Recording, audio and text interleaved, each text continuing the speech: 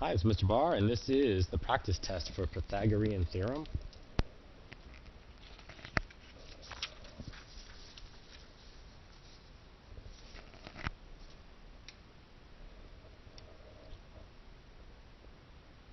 So here I have a leg and a hypotenuse, so I'm looking for a short side right here, a leg.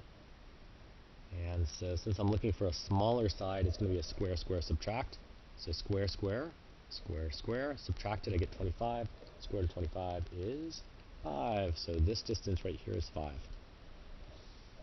This time I'm missing a hypotenuse.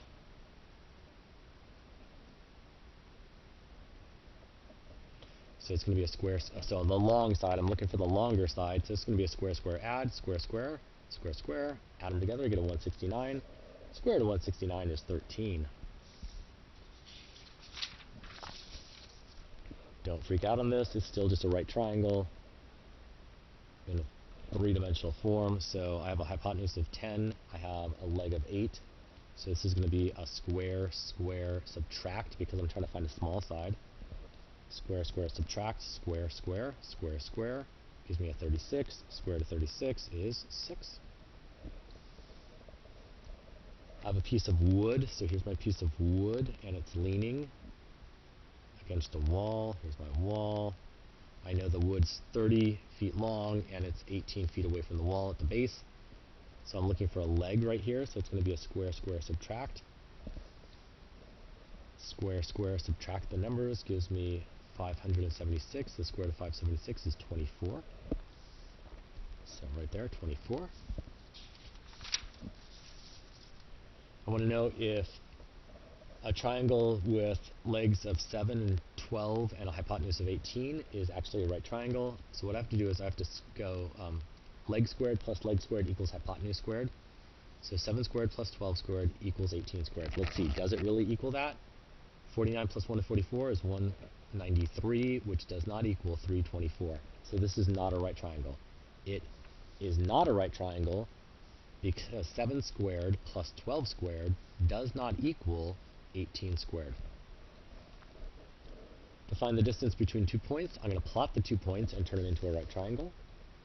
So here I plotted the 2 points, turned it into a right triangle. So I have a leg of 10 and a leg of 4. I'm going to do a square, square, add. Square, square, add. This is 100 plus 16, 116. Square root of that is 10.77.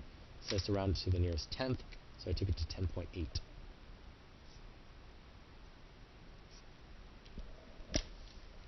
Nearest tenth takes it to 10.8. Here we go. We're trying to find the distance from A to B, so between this point and that point. So I took that little piece of the triangle and I brought it down here. So it's 1,000. They told us each square is 1,000 feet. So it's 1,000 by 5,000. I have a leg and a leg, so I'm going to do a square, square, add. Here I am doing a square, square, add. Gives me the square root of 26 million, which is, well, square root of 26 million. Takes me to 5,999, no, excuse me, 5,099.0 blah, blah, blah. Rounding it correctly to 5099.